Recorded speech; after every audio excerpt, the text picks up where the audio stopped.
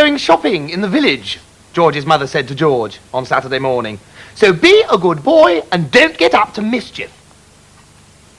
Well, this is a silly thing to say to a small boy at any time. It immediately made him wonder what sort of mischief he might get up to. And don't forget to give Grandma her medicine at 11 o'clock, his mother said. Then out she went, closing the back door behind her.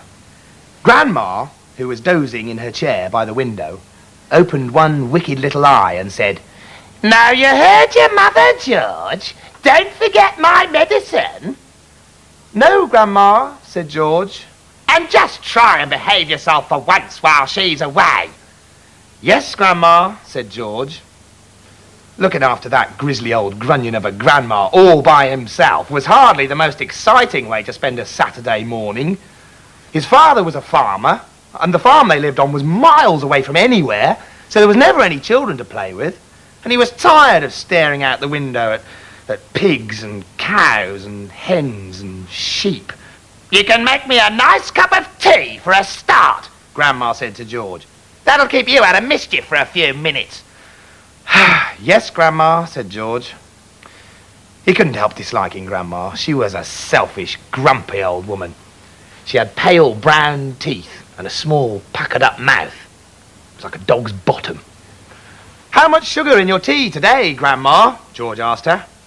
"1 spoon, she said, "and no milk." And most grandmothers are lovely, kind, helpful old ladies, but not this one. She spent all day and every day sitting in her chair by the window, and she was always complaining and grousing, grouching, grumbling and griping about something or other. Never once, even on her best days, had she smiled at George and said, "Well, how are you this morning, George?" Or, "Hey, why don't you and me have a game of snakes and ladders?" Or, "How was school today, George?" She didn't seem to care about other people. She was a miserable old grouch. George went into the kitchen and made Grandma a cup of tea with a tea bag. He put 1 spoon of sugar in it and no milk. He stirred the sugar well and carried the cup into the living room. Grandma sipped the tea. "It's not sweet enough," she said. "Put more sugar in." So George took the cup back to the kitchen and added another spoonful of sugar. He stirred it again and carried it carefully into Grandma. "Where's the saucer?" she said. "I won't have a cup without a saucer." So George fetched her a saucer. "And what about a teaspoon, if you please?" "I stirred it for you, Grandma. I stirred it well." "I'll stir my own tea, thank you very much," she said. "Fetch me a teaspoon." So George fetched her a teaspoon. When George's mother or father were at home, Grandma never ordered George about like this. It was only when she had him on her own that she began treating him badly. "You know what's the matter with you?" the old woman said, staring at George over the rim of her teacup with those bright, wicked little eyes. "You're growing too fast. Boys who grow too fast become stupid and lazy." "I can't help it if I'm growing fast, Grandma," George said. "Of course you can," she snapped. "Growing's a nasty, childish habit." "But we have to grow, Grandma. If we didn't grow, we'd never be..." "Rubbish, boy! Rubbish! Look at me. Am I growing? Certainly not." "Ah, but you did once, Grandma." "Only very little," the old woman answered. "I gave up growing when I was extremely small, along with all the other nasty, childish habits, like laziness and disobedience and greed and sloppiness and untidiness and stupidity. You haven't given up any of those things, have you?" "Well, I'm still only a little boy, Grandma." "You're 8 years old," she snorted. "That's old enough to know better. If you don't stop growing soon, it'll be too late." "Too late for what, Grandma?" "Well, shut up, George. It's ridiculous. You're nearly as tall as..." She certainly was a very tiny person. Her legs were so short, she had to have a footstool to put her feet on. And her head only came halfway up the back of the armchair. "Daddy says it's fine for a man to be tall," George said. "Don't listen to your daddy," said Grandma. "You listen to me." "But how do I stop myself growing?" George asked her. "You eat less chocolate," Grandma said. "What, does chocolate make you grow?" "It makes you grow the wrong way," she snapped. "Up instead of down." Grandma sipped some tea. Yeah. But she never took her eyes from the little boy who stood before her. "Never grow up," she said. "Always grow down. And stop eating chocolate. Eat cabbage instead." "Oh, cabbage? Oh, no. I don't like cabbage," said George. "It's not what you like or what you don't like," Grandma snapped. "It's what's good for you that counts. From now on, you must eat cabbage 3 times a day. Mountains of cabbage. And if it's got caterpillars in it, so much the better." "Ah," said George. "Oh, Mummy washes caterpillars down the sink." "Yeah, well, Mummy's as stupid as you are," said Grandma. "Cabbage doesn't taste of anything without a few boiled caterpillars in it.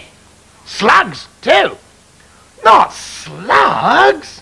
George cried out. "I couldn't eat slugs." Grandma squeezed her lips together tight so her mouth became a tiny wrinkled hole.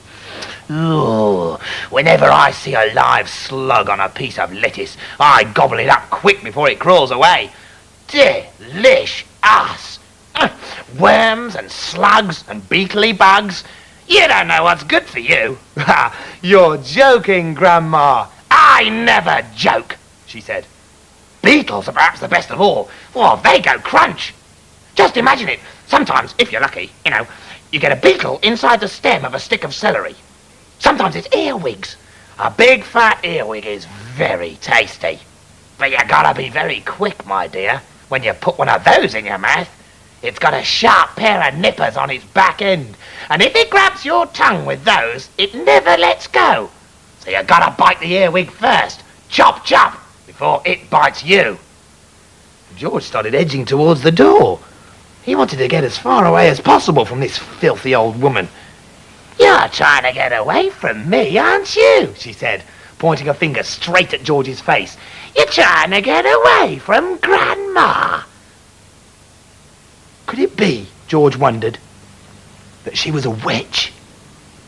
He'd always thought witches were only in fairy tales, but now he wasn't so sure. "Come closer to me, little boy," she said, beckoning to him with a horny finger. "Come closer to me, and I will tell you secrets." Well, George didn't move. Grandma didn't move either. "I know a great many secrets," she said. Her smile was thin and icy, the kind of smile a snake might make just before it bites you. George took a step backwards, edging closer to the door. "You mustn't be frightened of your old grandma," she said, and leaned forward in her chair, whispering in a throaty sort of voice George had never heard her use before. "Some of us have magic powers that can twist the creatures of this earth into wondrous shapes." A tingle of electricity flashed down the length of George's spine. He began to feel really frightened. Grandma went on. "Some of us have fire in our tongues and sparks in our bellies and wizardry in the tips of our fingers. Some of us know secrets that would make your hair stand straight up on end and your eyes pop out of their sockets." George began to tremble. He wanted to run away, but his feet were stuck to the floor. "We know how to make your nails drop off and teeth grow out of your fingers instead. We know how to make you wake up in the morning with a long tail coming out from behind you. We know secrets, my dear, about dark places where dark things live and squish and slither all over each other." "Grandma!" cried out George. "Stop!" And he made a dive for the door. "Doesn't matter how far you run," he heard her saying. "You won't ever get away." George ran into the kitchen, slamming the door behind him. He was shaking a little. He really hated that horrid old witchy woman. And all of a sudden he had a tremendous urge to do something about her, something whopping, something absolutely terrific, a real shocker, a sort of explosion. He wanted to blow away the witchy smell that hung around her in the next room. He may have only been 8 years old, but he was a brave little boy. He was ready to take this woman on. "I'm not going to be frightened by her," he said softly to himself. But he was frightened. And that's why he wanted suddenly to explode her away. Well, not quite away, but he did want to shake her up a bit. So what should it be, this whopping, terrific, exploding shocker for Grandma? George sat and thought for a while. He'd have liked to have put a banger under her chair, but he didn't have one. He would have liked to put a long green snake down the back of her dress. But he didn't have a long green snake. He would have liked to put 6 big black, but he didn't have 6 big black rats. And as George sat there, pondering this interesting problem, his eye fell upon the bottle of Grandma's brown medicine standing on the sideboard. Rotten stuff it seemed to be. 4 times a day, a large spoonful of it was shoveled into her mouth, and it didn't do her the slightest bit of good. She was always just as horrid after she'd had it as she'd been before. And the whole point of medicine, surely, was to make a person better. If it didn't do that, it was quite useless. Aha! Thought George suddenly. I know exactly what I shall do. I shall make her a new medicine. One that's so strong and so fierce and so fantastic that it'll either cure her completely or blow off the top of her head. I'll make her a magic medicine. A medicine no doctor in the world has ever made. It said 10:05. There was nearly an hour left before Grandma's next dose was due, at 11. Here we go then, cried George, jumping up from the table. A magic medicine it shall be. So give me a bug and a jumping flea. Give me 2 snails and lizards 3, and a slimy squiggler from the sea, and the poisonous sting of a bumblebee, and the juice from the fruit of the boo-boo tree, and the powdered bone of a wombat's knee, and 100 other things as well, each with a rather nasty smell. I'll stir them up. I'll boil them long. A mixture tough, a mixture strong. And then, hey-ho, and down it goes. A nice big spoonful. Hold your nose. Just gulp it down and have no fear. And how do you like it, Granny dear? Will she go pop? Will she explode? Will she go flying down the road? Will she go poof in a puff of smoke? Or will she start fizzing like a can of Coke? Who knows? Not I. Let's wait and see. I'm glad it's neither you nor me. Oh, Grandma, if you only knew what I have got in store for you.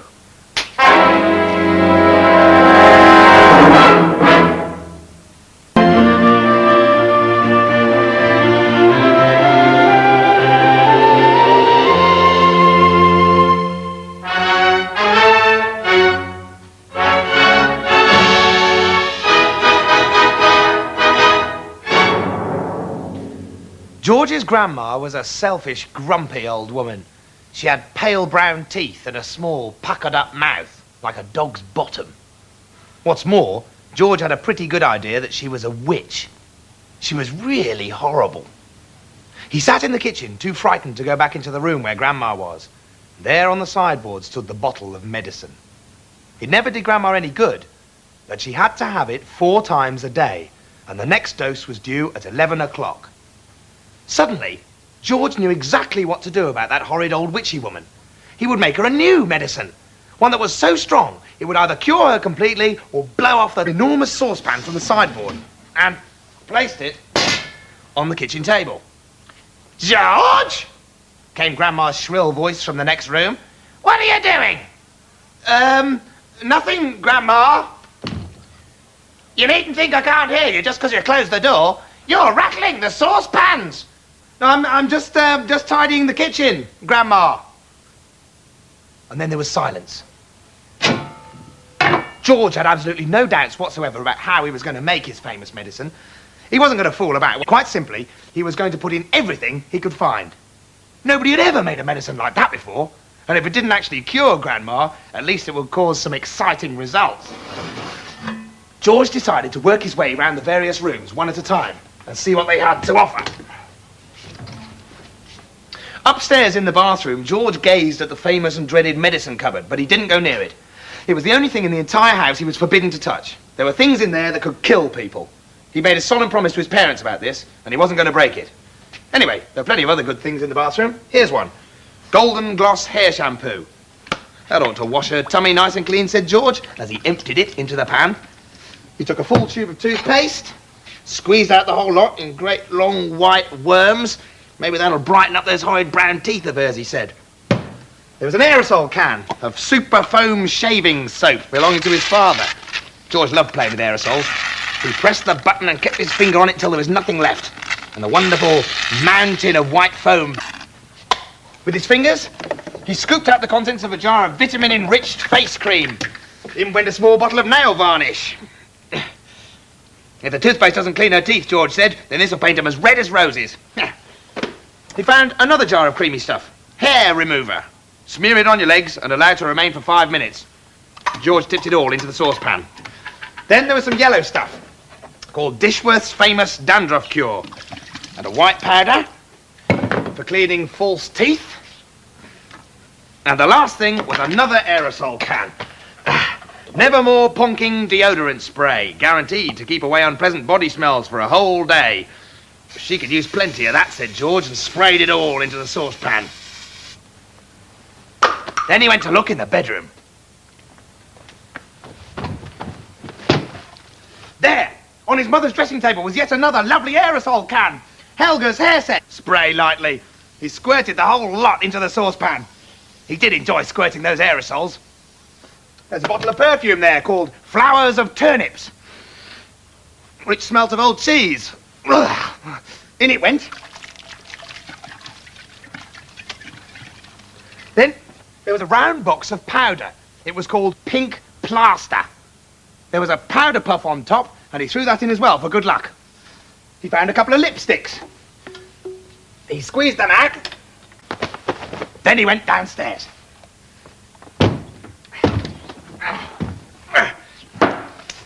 In the laundry room, the shelves were full of all kinds of household items. The first one was a large box of super white for automatic machines. Dirt will disappear like magic. George didn't know whether Grandma was automatic or not, but she certainly was a dirty old woman, so she better have it all. There was a round cardboard carton on the shelf. It said, flea powder for dogs. Keep well away from the dog's food, because this powder, if eaten, will make the dog explode. Good, said George, and he poured it all into the saucepan. The next box was canary seed. Perhaps this will make the old bird sing, said George. Well now, thought George, Grandma's medicine is brown, so my medicine must be brown too, or she'll smell a rat. A good way to colour it would be with this tin of brown shoe polish. He scooped it out with an old spoon and plopped it into the mixture. And he was just about to go into the kitchen when he saw a bottle of gin near the door. Grandma was very fond of gin. She was allowed to have a small nip of it every evening. Now he would give her a treat. He would pour in the whole bottle. And he did. Back in the kitchen, George put the huge saucepan on the table. Then he had a look at the bottles and jars on the shelves. He chose a tin of curry powder, a tin of mustard powder, a bottle of extra hot chili sauce, a jar of black peppercorns, and a bottle of horseradish sauce. George, came the screechy voice from the next door room. What are you up to in there? Nothing, Grandma. Absolutely nothing. Is it time for my medicine yet? No, Grandma, not for about half an hour. Well, just so you don't forget it. I won't, Grandma. I promise, I won't. At this point, George suddenly had an extra good wheeze. Although the medicine cupboard in the house was forbidden to shed, nobody had ever told him he mustn't touch those. Let's face it, George said to himself, hairspray and shaving cream and shoe polish are all very well, and they'll no doubt cause some splendid explosions inside the old geezer, but what the magic mixture needs now is a touch of the real stuff, real pills and tonics to give it punch and muscle.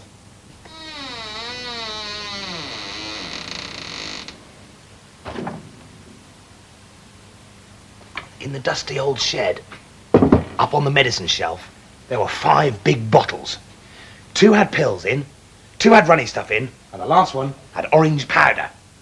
The label on the powdery one said, for chickens with foul pest, hen gripe, sore beaks, gammy leg, cockroolitis, egg trouble, broodiness, or loss of feathers. Mix 1 spoonful only with each bucket of food. Well, said George, the old bird won't be losing any feathers until she's had a dose of this. The next bottle had gigantic purple pills in. For horses with throated horse should suck 1 pill. Twy may not have a horse throat, George said, but she's certainly got a sharp tongue. Maybe they'll cure that instead. And into the pan went the gigantic purple pills. Then there was a bottle of thick, yellowish liquid. For cows, bulls and bullocks, Will cure cowpox, crumpled horns, bad breath in bulls, earache, toothache, headache, hoofaache, tail-ache and sore udders. That grumpy pill needed all. And with a slop and a gurgle, the yellow liquid splashed into the saucepan.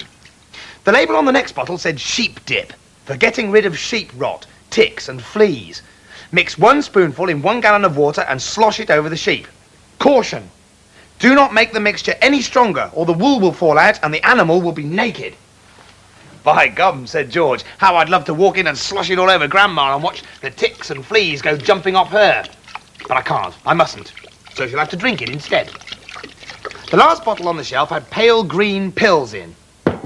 Pig pills, for pigs with pork prickles, tender trotters, bristle blight and swine sickness. Give 1 pill twice a day. More than that will make the pig rock and roll. Just the stuff for that miserable old pig back there in the house, said George. Finally, just for luck, he put in half a pint of engine oil to keep Grandma's engine running smoothly, and a handful of grease to grease her creaking joints. Then he staggered back to the house with the enormous heavy saucepan to give it a good quick boil on the stove. Soon the marvellous mixture was frothing and bubbling. The rich blue smoke filled the kitchen with a fiery, fearsome smell. It was brutal and bewitching, spicy and staggering, fierce and frenzied, full of wizardry and magic. Whenever George got a whiff of it up his nose, firecrackers went off in his skull and electric prickles ran along the backs of his legs. Suddenly, he found himself chanting strange words that came into his head out of nowhere. Fiery broth and witch's brew, foamy froth and riches blue, fume and spoon drift spray, frizzle, swizzle, shout hooray, watch it sloshing, swashing, sploshing, hear it hissing, squishing, spissing, Grandma better start to pray. There was only one problem. Grandma's ordinary medicine was brown, and the new medicine was a deep and brilliant blue colour. It needs more brown in it, said George. It simply must be brown, or she'll get suspicious.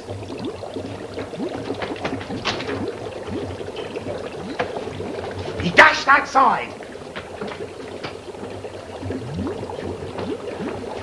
and came back with a can of dark brown gloss paint. Where's that medicine of mine, boy? Came the voice from the living room. You're forgetting me! You're doing it on purpose! I shall tell your mother! I'm not forgetting you, Grandma, George called back. I'm thinking of you all the time. The paint had cooled the mixture down and made it go a lovely, rich, creamy brown. He tipped all Grandma's real medicine down the sink, and now all he had to do was pour the new magic mixture into the bottle, using this small jug. There. He put the cork back in the bottle. Medicine time, Grandma! And holding a spoon in one hand and the bottle in the other, he advanced into the living room. No, he was going to give her the real thing. The marvellous magical mixture that he... In the living room, Grandma sat hunched in her chair by the window. The wicked little eyes followed George as he crossed the room towards her. You're late, she snapped. I don't think I am, Grandma. Don't interrupt me in the middle of a sentence, she shouted. But you'd finished your sentence, Grandma. There you go again, she cried. Always interrupting and arguing. You really are a tiresome little boy. Oh, what's the time? It's exactly 11 o'clock, Grandma. You're lying as usual. Stop talking so much and give me my medicine. Shake the bottle first, then pour it into the spoon, and make sure it's a whole spoonful. Are you going to gulp it all down in one go? George asked her. Or will you sip it? What I do is none of your business, the old woman said. Fill the spoon. As George removed the lid and began very slowly to pour the thick brown stuff into the spoon, he couldn't help thinking back upon all the mad and marvellous things that had gone into the making of this crazy stuff. The shaving soap, the hair remover, the dandruff cure, the automatic washing machine powder, the flea powder for dogs, the shoe polish, the black pepper, the horseradish sauce, and all the rest of them. Not to mention the powerful animal pills and powders and liquids, and the brown paint. Open your mouth wide, Grandma, he said, and I'll pop it in. The old hag opened her small wrinkled mouth, showing disgusting pale brown teeth. Here we go, George cried out. Swallow it down. and he pushed the spoon well into her mouth and tipped the mixture down her throat. Then he stepped back to watch the result. It was worth watching. Grandma yelled, "Ow! Ow!" and her whole body shot whoosh up into the air. It was exactly as though someone had pushed an electric wire through the underneath of her chair and switched on the current. Up she went, like a jack-in-the-box. And she didn't come down. She stayed there, suspended in mid-air, about 2 feet up, still in a sitting position, but rigid now, balls bulging, the hair standing straight up on end. Is something wrong, Grandma? George asked her politely. Are you all right? Suspended up there in space, the old girl was beyond speaking. The shock that George's marvellous mixture had given her must have been tremendous. You'd have thought she'd swallowed a red-hot poker the way she took off from that chair. Then she came down again with a plop, back into her seat. "Ah! Call the fire brigade!" she shouted suddenly. "My stomach's on fire!" "It's just the medicine, Grandma," George said. "It's good, strong stuff." "Ah! Fire!" the old woman yelled. "Fire in the basement! Get a bucket! Man the hoses! Do something quick!" "Cool it, Grandma," George said. But he got a bit of a shock when he saw the smoke coming out of her mouth and out of her nostrils. Clouds of black smoke were coming out of her nose and blowing round the room. "By golly, you really are on fire," George said. "Of course I'm on fire," she yelled. "I'll be burned to a crisp. I'll be fried to a frazzle. I'll be boiled like a beetroot." George ran into the kitchen and came back with a jug of water. "Open your mouth, Grandma," he cried. He could hardly see her for the smoke, but he managed to pour half a jugful down her throat. And a sizzling sound, the kind you get if you hold a hot frying pan underneath a cold tap, came up from deep down inside Grandma's stomach. And the old hag bucked and shied and snorted. And spouts of water came shooting out of her nose. And the smoke cleared away. "The fire's out," George announced proudly. "You'll be all right now, Grandma." "All right," she yelled. "Who's all right? Ugh, bangers in my bottom." She began bouncing up and down on the chair. Quite obviously, she was not very comfortable. "You'll find it's doing you a lot of good, that medicine, Grandma," George said. "Good?" she screamed. "Doing me good? It's killing me!" And then a funny thing happened. Grandma's body gave a sudden, sharp twist and a sudden, sharp jerk, and she flipped herself out of the chair. Landed neatly on her 2 feet on the carpet. "That's terrific, Grandma," George cried. "You haven't stood up like that for your own, and you're not even using a stick." Grandma didn't even hear him. The frozen, pop-eyed look was back with her again now. She was miles away in another world. Marvellous medicine, George told himself. He found it fascinating to stand there and watch what it was doing to the old hag. What next, he wondered, and he soon found out. Suddenly, she began to grow. It was quite slow at first, just a very gradual inching upwards. Up, up, up, about an inch every few seconds. And in the beginning, George didn't notice it. But when she had passed the 5'6" mark and was going on upwards towards being 6 foot tall, George gave a jump and shouted, "Hey, Grandma! You're growing! You're growing up! Hang on, Grandma! You better..." But Grandma didn't stop. It was a truly fantastic sight. This ancient, scrawny old woman getting taller and taller, longer and longer, thinner and thinner, as though she were a piece of elastic being pulled upwards by invisible hands. And when the top of her head actually touched the ceiling, George thought she was bound to stop. But she didn't. There was a sort of... bits of plaster and cement came raining down. "Oh, hadn't you better stop now, Grandma?" George said. "Daddy's just had this whole room repainted." But there was no stopping her now. Soon her head and her shoulders had completely disappeared through the ceiling, and she was still going. George dashed upstairs to his own bedroom, and there she was, coming up through the floor, like a mushroom. "Whoa, P!" she shouted, finding her voice at last. "Hallelujah! Here I come!"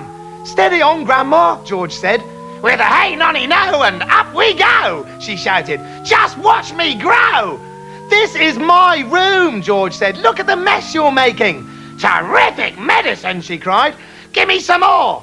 She's as dotty as a donut, George thought. "Come on, boy, give me some more," she yelled. "Dish it out, I'm slowing down."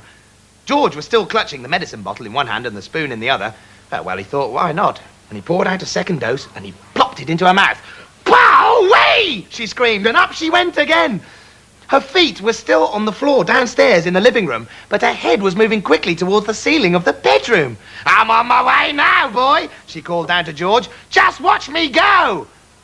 "That's the attic above you, Grandma," George called out. "I keep out of there. It's full of bugs and bogles."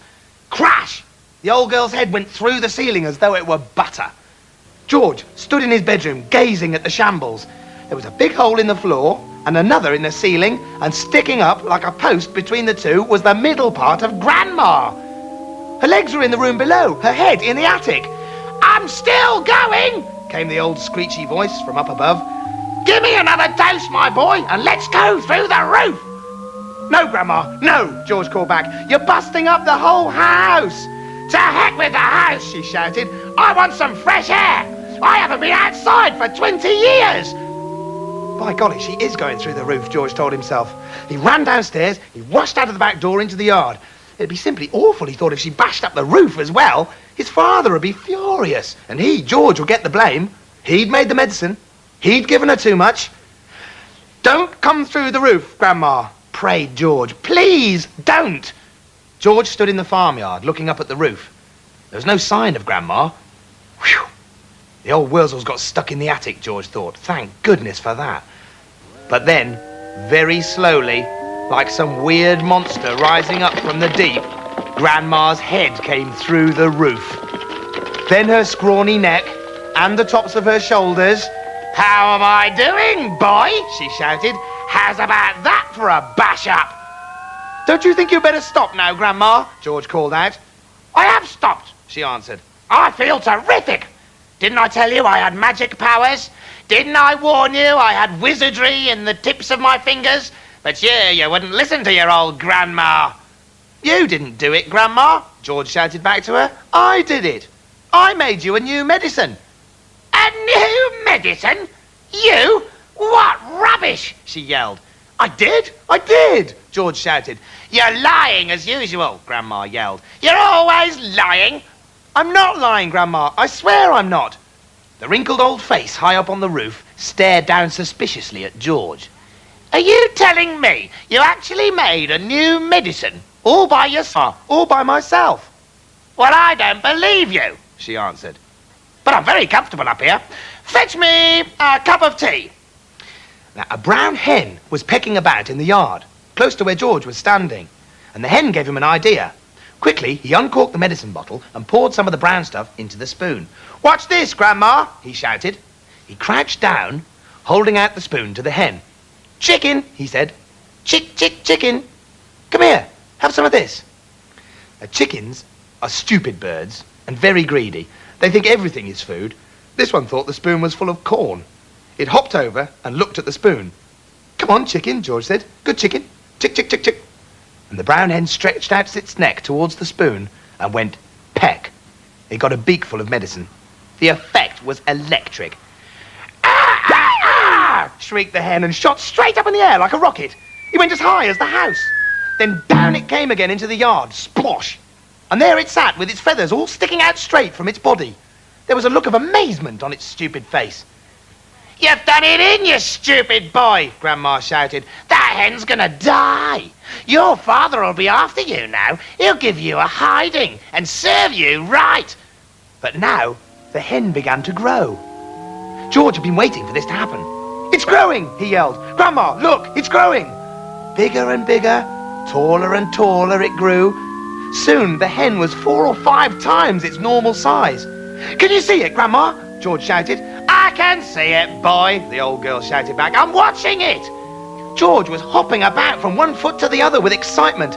"It's had the magic medicine, Grandma, and it's growing, just like you did." But there was a difference between the way the hen was growing and the way Grandma grew. When Grandma grew taller and taller, she got thinner and thinner. The hen didn't. It stayed nice and plump all along. Soon it was taller than George. But it didn't stop there. It went right on growing until it was about as big as a horse. And then it stopped. "Doesn't it look marvellous, Grandma?" George shouted. "Well, it's not as tall as me," Grandma sang out. "Compared with me, that hen is titchy small. I am the tallest of them all." "It's for pork. Bigger sheep for mutton! And they went to the pigsty first. George gave a spoonful of medicine to the pig, and in a few moments, this is what it looked like. And the same thing happened when Mr. Cranky's herd of fine black bullocks each had a dose of George's medicine. After that, it was the sheep. Then George gave some to his grey pony, Jack Frost. And finally, just for fun, he gave some to Alma, the nanny goat. Grandma, from high up on the rooftop, could see everything that was going on, and she didn't like what she saw. She wanted to be the centre of attention, and nobody was taking the slightest notice of her. George and Mr. Cranky were running round and getting excited about the enormous animals. Mrs. Cranky was washing up in the kitchen, and Grandma was all alone on the rooftop. "Hey, you!" she yelled. "George, get me a cup of tea this minute, you idle little beast!" "Don't listen to the old goat," Mr. Cranky said. "She's stuck where she is, and a good thing too." "But we can't leave her up there, Dad," George said. "What if it rains?" "George!" Grandma yelled. "Ugh, you horrible little boy! You disgusting little worm! Fetch me a cup of tea at once, and a slice of currant cake." "We'll have to get her out, Dad," George said. "She won't give us any peace if we don't." Mrs. Cranky came outside and agreed with George. "She's my mother," she said. "She's a pain in the neck," Mr. Cranky said. "I don't care," Mrs. Cranky said. "I'm not leaving my own mother sticking up through the roof for the rest of her life." So in the end, Mr. Cranky telephoned the crane company and asked them to send one of their biggest cranes out to the house at once. The crane arrived 1 hour later. It was on wheels, and there were 2 men inside it. They put ropes under Grandma's arms, and then she was lifted right up through the roof. In a way, the medicine had done Grandma good. It hadn't made her any less grumpy or bad-tempered, but it seemed to have cured all her aches and pains, and she was suddenly as frisky as a ferret. As soon as the crane had lowered her to the ground, she ran over to George's huge pony, Jack Frost, and jumped on his back. Then the ancient old hag galloped about the farm on the gigantic pony, jumping over trees and sheds and shouting, "Get out of my way! Clear the decks! Stand aside, all you miserable midgets, or I'll trample you all to death!" Yeah, and other silly things like that. But because Grandma was now much too tall to get back into the house, she had to sleep that night in the hay barn with the mice and the rats. And the next day, George's father came down to breakfast in a state of even greater excitement than ever. "I have been awake all night thinking about it," he cried. "About what, Dad?" George asked him. "About your marvellous medicine, of course. We can't stop now, my boy. We must start making more of it at once." "But why do we need more, Dad?" George asked. "We've done all our own animals, and we've made Grandma feel as frisky as a ferret, even though she does have to sleep in the barn." "My dear boy," cried Mr. Killy Cranky, "we need barrels and barrels of it. Tons of every farmer in the world, so that all of them can have giant animals. We will build a marvellous medicine factory and sell the stuff in bottles at £5 a time. We will become rich. You will become famous." "But wait a minute, Dad," said George. "There's no waiting," cried Mr. Cranky, working himself up so much that he put butter in his coffee and milk on his toast. "Don't you understand what this tremendous invention of yours is going to do to the world? Nobody will ever go hungry again." "Why won't they?" asked George. "Because 1 of milk a day. 1 giant chicken will make 100 fried chicken dinners, and 1 giant pig will give you 1,000 pork chops. It's tremendous. My dear boy, it's fantastic. It'll change the world." "But wait a minute, Dad," George said again. "Don't keep saying wait a minute," shouted Mr. Cranky. "There isn't a minute to wait. We must get cracking at once. Do calm down, my dear," Mrs. Cranky said from the other end of the table, "and stop putting marmalade on your cornflakes." Mr. Cranky leapt up from his chair. "Never mind about the cornflakes," he cried. "Come on, George, let's get going. When the new mixture is ready, we'll test it out on an old hen, just to make absolutely sure we've got it right. And after that, we'll shout hooray and build a giant factory." "But I can't possibly remember all the hundreds of things I put into the saucepan to make the medicine," said George. "Of course you can, my dear boy," cried Mr. Cranky. "I'll help you. I'll jog your memory. You'll get it in the end. You see if you don't. Now then, what was the very first thing you put in?" Well, I went up to the bathroom first, George said. I used a lot of things in the bathroom and on Mummy's dressing table. Come on then, cried Mr. Cranky. Up we go, to the bathroom. And when they got there, they found a whole lot of empty tubes and empty aerosols and empty bottles. Oh, that's great, said Mr. Cranky. That tells us exactly what we need. If anything's empty, it means you used it. So Mr. Cranky started making a list of everything that was in the bathroom. And then they went on to Mrs. Cranky's dressing table. A box of powder, said Mr. Cranky, writing it down. Helga's hair set, flowers of turnips perfume. Terrific, this is going to be easy. Where did you go next? To the laundry room, George said. But are you sure you haven't missed out anything up here, Dad? Well, that's up to you, my boy, said Mr. Cranky. Have I? I don't think so, said George. Right. Down in the laundry room, Mr. Cranky wrote down the names of all the bottles and the cans. My goodness me! What a mass of stuff you need, he cried. No wonder you did magic things. Is that the lot? No, Dad, it's not, said George, and he led his father down to the shed. And there, on the table, were the 5 big empty bottles of animal medicines. Right. Anything else? Asked Mr. Cranky. And George scratched his head and thought, but he couldn't remember having put anything else in. So Mr. Killicranky leapt into his car and drove down to the village and bought new bottles and tubes and cans of everything on his list. And then he went to the vet and got a fresh supply of all the animal medicines George had used. Soon, all the things that Mr. Cranky had bought were lined up on the kitchen table. Now, show me how you did it, George, he said. Come along, show me exactly how you mixed them all together. One by one, George poured and squeezed the things into the saucepan. Keep at it, my boy, cried Mr. Cranky, dancing round the kitchen. Keep putting them in. Don't stop. Don't pause. Don't hesitate. It's a pleasure, my dear fellow, to watch you work. With everything so close at hand, the whole job didn't take George more than 10 minutes. But when it was all done, the saucepan didn't somehow seem to be quite as full as it had been the first time. Now what did you do? Cried Mr. Cranky. Did you stir it? I boiled it, George said, but not for long, and I stirred it as well. So Mr. Cranky lit the gas under the saucepan, and George stirred the mixture with the same long wooden spoon he'd used before. Brown enough, George said. Wait a minute, I know what I've forgotten. What? Cried Mr. Cranky. Tell me, quick, because if we've forgotten even one tiny thing, then it won't work. At least, not in the same way. A quart of brown gloss paint, George said. That's what I've forgotten. Mr. Killicranky shot out of the house and into his car like a rocket. He sped down to the village and he bought the paint and he rushed back again. He opened the can in the kitchen and he handed it to George. George poured the paint into the saucepan. Aha! That's much more like the right colour. It's boiling! Cried Mr. Cranky. It's boiling and bubbling, George. Is it ready yet? It's ready, George said. At least, I hope it is. Right, shouted Mr. Cranky, hopping about. Let's test it. Let's give some to a chicken.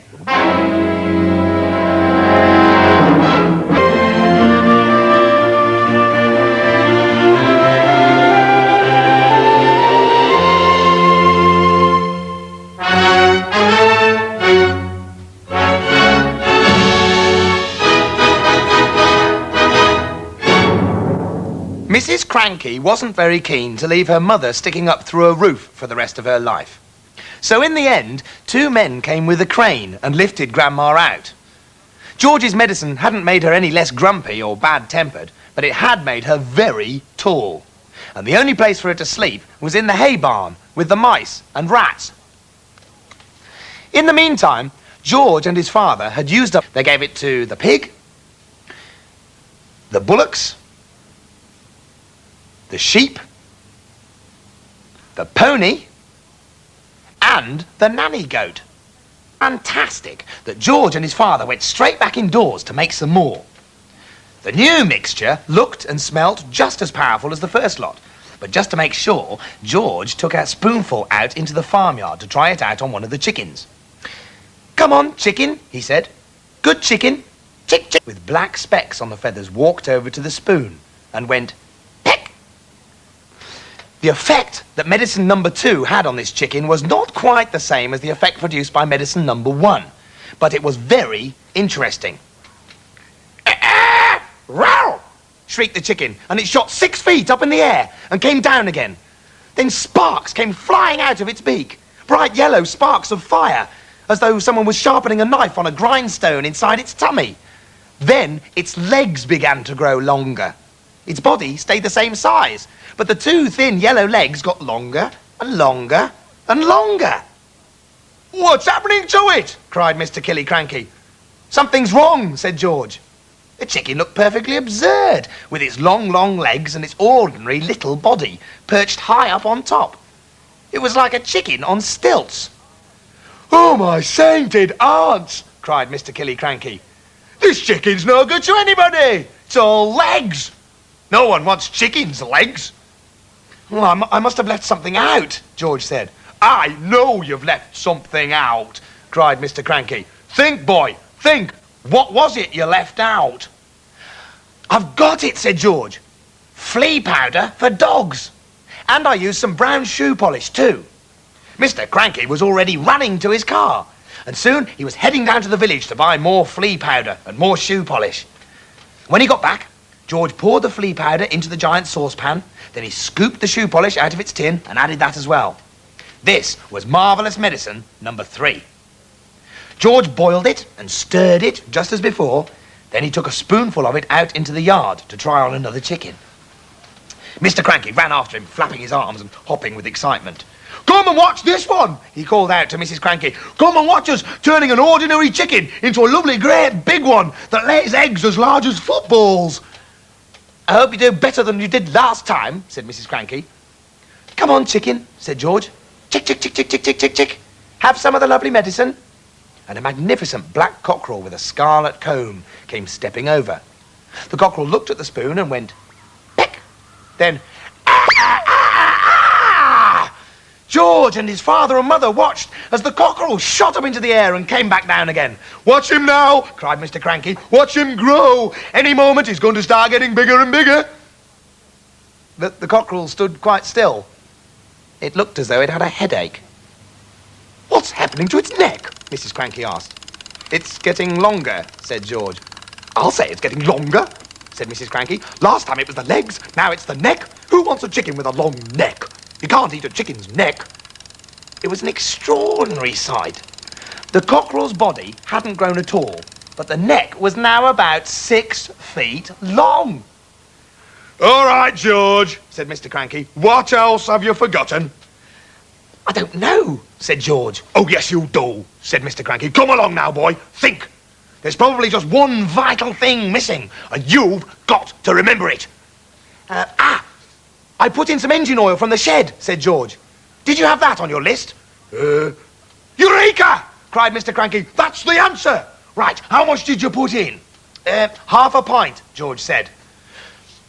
"You're going to have some mighty queer chickens around here if you go on like this," said Mrs. Cranky, as they boiled up marvellous medicine number 4. "You keep out of this," said Mr. Cranky. "We're doing fine. We've got it this time. You see if we haven't." George took a teacup full of the new medicine outside, dipped in the spoon, and held it out to a brown hen. The brown hen walked over and looked at the spoon. Then it went, peck. "Ouch," it said. And then a funny whistling noise came out of its beak. "Watch it grow," shouted Mr. Cranky. "Don't be too sure," said Mrs. Cranky. "Why is it whistling like that?" "Keep quiet, woman," cried Mr. Cranky. "Give it a chance." "It's getting smaller," said George. "Look at it, Dad, it's shrinking."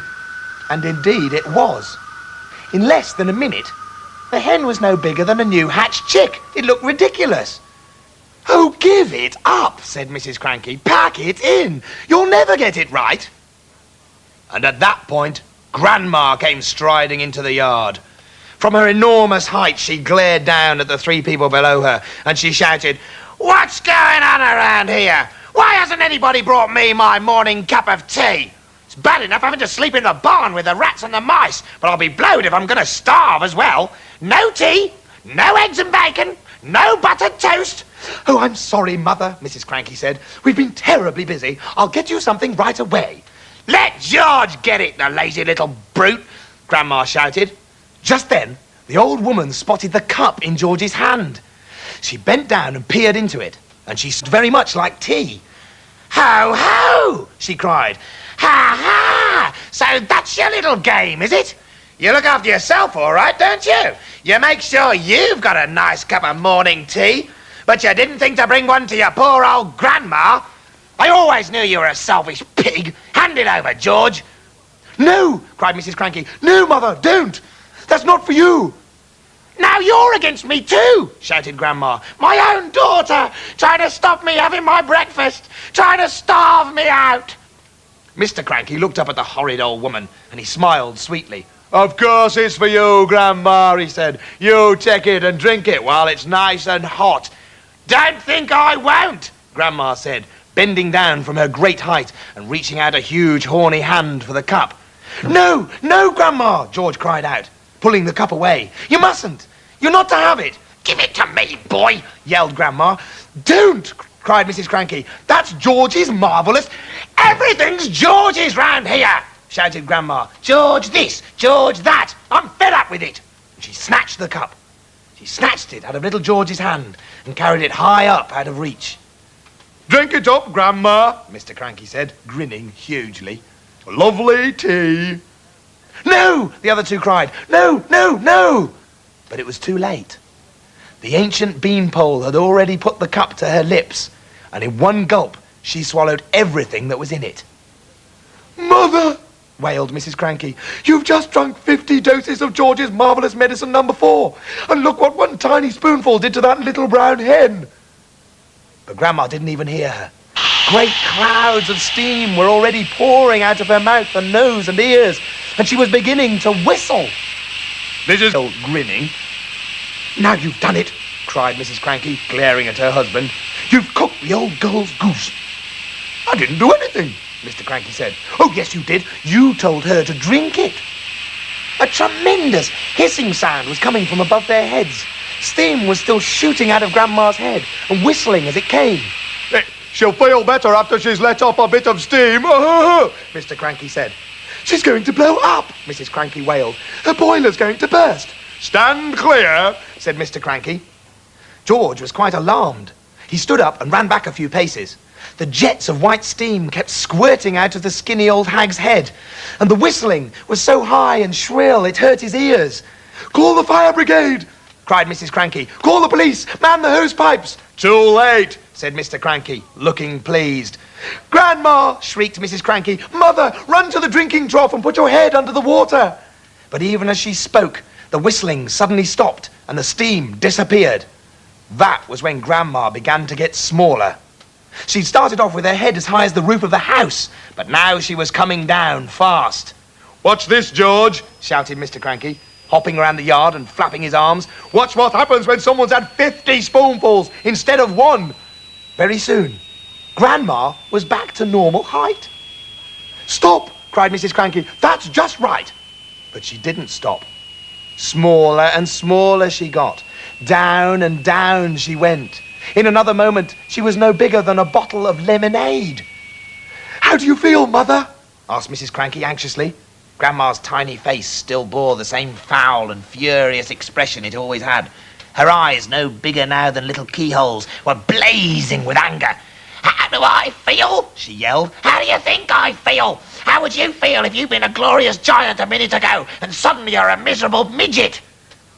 She's still going, shouted Mr. Cranky gleefully. She's still getting smaller. And by golly, she was. When she was no bigger than a pencil, Mrs. Cranky made a grab for her. She held her in her hands and she cried, how do I stop her getting smaller still? You can't, said Mr. Cranky. She's had 50 times the right amount.